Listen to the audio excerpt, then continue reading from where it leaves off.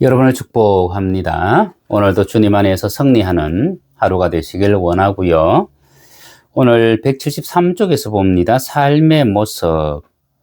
여러분, 금요일 날 제가 말씀드렸습니다. 성막을 중심으로 모세, 아론, 그리고 아론의 아들들, 그리고 고앗, 게르손, 무라리, 이 레위의 후손들이 성막을 완전히 뺑 둘러서서 진을 치고 살았습니다.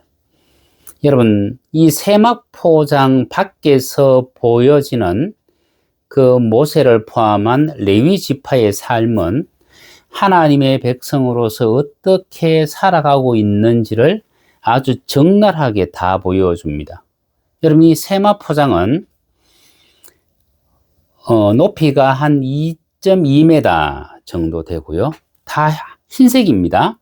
흰색 배경을 바탕으로 레위 지파와 그 사람들이 살아가는 그 모습들이 마치 영화관에 가면은 영화를 보는 것처럼 아주 적나라하게 다 보였다는 얘기예요.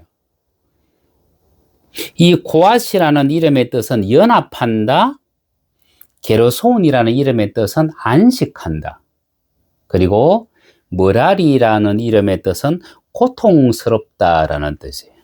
여러분, 연합하고 안식하고 그리고 고통스럽고, 이것이 어쩌면 우리 삶의 모습이에요. 이 모습이 지금 뒤에 배경이 무슨 색깔이라고요? 하얀색 배경이라고 말씀드렸습니다. 하얀색 배경 앞에서 그 모습이 그냥 다 보여지는 거예요. 마치 영화를 보는 것처럼, 아니면 흰색 무대 앞에서 연극을 하는 것처럼 다 보여진다는 얘기죠. 우리도 빛으로 오신 예수 그리스도의 이름으로 세상을 살아갑니다. 우리의 말과 우리의 행동 하나하나가 세상의 눈에는 너무나 명확하게 각인되어져 버립니다. 그래서 연극 배우들이 영화를 찍는 그분들이 관중을 의식하지 않고 연극을 하거나 영화를 찍는 것이 아니고요. 관중을 의식합니다. 마찬가지로 우리도 세상을 의식하지 않는 삶을 사는 것이 아니라 정말 의식하면서 살아가야 돼요. 세상은 역사하시는 하나님을 우리를 통해서 보기를 원하기 때문입니다. 그래서 세상에서 살아가는 우리의 삶이 그만큼 중요하다는 얘기예요. 물론 그 사람들은 우리가 선하게 사는 것에 대해서는 관심이 없어요. 우리가 악하게 사는 것에 대해서 더 많은 관심을 가집니다. 그럼에도 불구하고 우리는 최선을 다해 우리의 선을 보여줄 의무가 우리에게 있다는 겁니다. 밑에서 두 번째 줄, 하나님은 부유한 하나님 나라를 세상에 보이기를 원하십니다. 하나님은 그 일을 천사가 아니라 우리에게 맡기셨습니다. 그래서 우리는 존귀하면서도 겸손하고 부유하면서도 검소하고 정말 사랑하면서도 정의로워야 되는 거예요. 여러분, 존귀함과 교만을 분명히 구별할 수 있어야 됩니다. 검소한 것하고 가난한 것을 혼돈하면 안 돼요. 검소하다는 얘기는 생활의 자세이고, 가난하다는 것은 삶의 형편입니다. 그래서 어떤 사람들은 가난을 굉장히 미화하는데, 특히 교회에서 가난을 굉장히 거룩한 것으로 얘기하는데, 여러분, 가난은 죄예요. 분명히 말씀드립니다. 가난은 죄입니다. 이것이 얼마나 큰 죄냐 하면, 내가 가난하면 오늘 하루 내가 먹고 사는 일에 급해가지고 다른 선한 일을 할 수가 없어요. 그래서 내가 부해지면 나는 마음껏 구제할 수 있어요. 연약한 자를 도울 수 있어요. 그리고 내가 마음의 여유가 생기기 때문에 하나님을 생각할 수가 있어요. 그리고 정말 하나님께서 나에게 주신 부르심이 뭘까? 그것을 하나님 앞에 묻고 그것을 이룰 수 있습니다. 그런데 가난해지면 그 모든 것이 그냥 사치예요. 왜냐하면 지금 당장 먹고 살아야 되는데. 그래서 가난이라고 하는 것은 엄청난 죄입니다. 그래서 그리스도 예수 안에 들어온 사람들은 빨리 부유한 자가 되어야만 합니다. 레위는 세마포장 가장 가까이 있었지만 세마포장을 마음대로 넘나들 수 없었습니다. 마음대로 볼 수도 없었다는 얘기죠. 이 레위인을 통해서 우리에게 가르쳐 주는 것이 뭐냐 하면 우리의 행위로도 하나님을 만족시킬 수 없고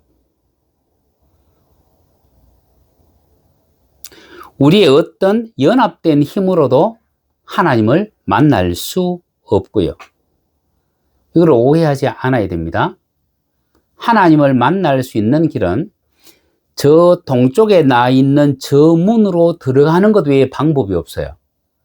그런데 그 동쪽의 문을 지키고 있는 가장 우두머리가 누구예요? 모세예요. 모세의 이름의 뜻은 뭐예요? 아들이라는 뜻입니다. 여러분, 우리가 성경을 읽으면서 모세의 이름의 뜻이 무엇입니까? 라고 물으면 물에서 건진 아이라고 얘기하는데 여러분, 물에서 건진 아이가 아닙니다.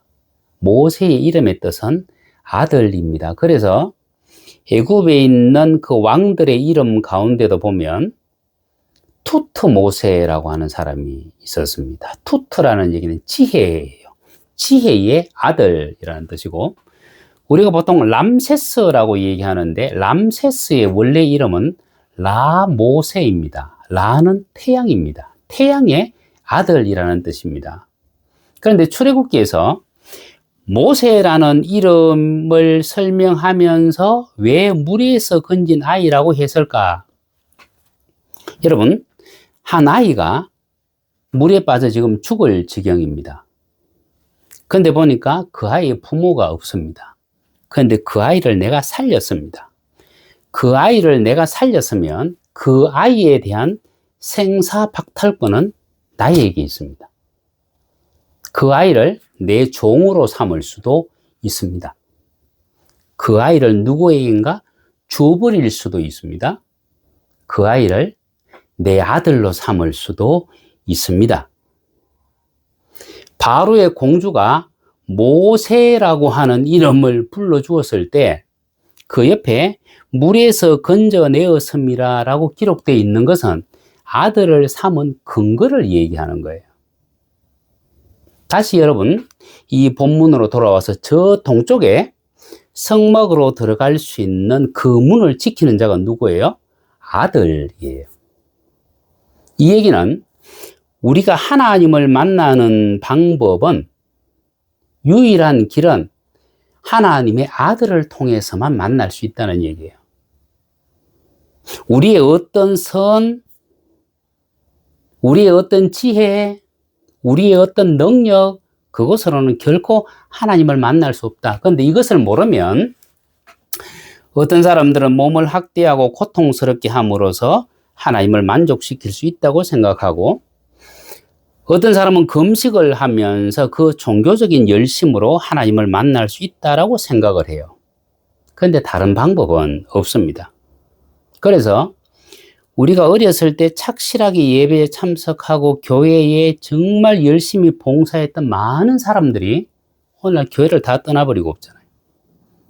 오늘날 예배도 참석하지 않습니다. 주일 개념조차도 없습니다. 왜냐하면 하나님 앞에 자신을 드리는 삶을 산 것이 아니라 자기 만족을 위한 종교 생활을 했었기 때문입니다. 그래서 우리의 어떤 열심, 어떤 행위도 이 세마포장을 넘어설 수가 없는 거예요. 대신에 하나님은 우리를 세상의 빛이라고 말씀하셨습니다. 세상이 우리를 통해 하나님을 볼 것이기 때문입니다. 살아계신 하나님은 우리와 관계 맺기 위해 다가오시면서 말씀합니다. 우리를 외면한 적이 한 번도 없었습니다. 다만 우리가 하나님께서 보여주셔도 보지 못하고 말씀하셔도 그것을 듣지 못했고 외면했을 뿐입니다. 여러분, 연극 배우가 그 하얀 배경을 뒤에 두고 앞에서 자기들끼리 싸우고 죽이고 속이고 욕하고 사람들에게 엄청난 상처를 주고 난 뒤에 자신들의 그 역할에 대해서 관중이 감동하기를 바란다면 여러분 그것은 감독도 배우도 스태프들도 제정신이 아닌 거예요. 그죠? 우리도 자칫 실수하면 그런 생각으로 잘못된 삶을 살면서 염치 없이 하나님 우리에게 은총을 더하여 주십시오 라고 기도할 수 있고 세상 사람들에게 우리를 보고 주 예수를 믿으십시오 라고 말할 수 있다. 그래서 이 세마포장은 우리에게 무엇을 가르쳐 주느냐 하면 우리의 삶이 정말 어떠해야 되는지를 우리에게 경고하듯이 우리에게 보여주고 있습니다. 여러분 제 배경 속에 제 지금 뒤에 있는 이 배경이 그래도 흰색은 아니잖아요.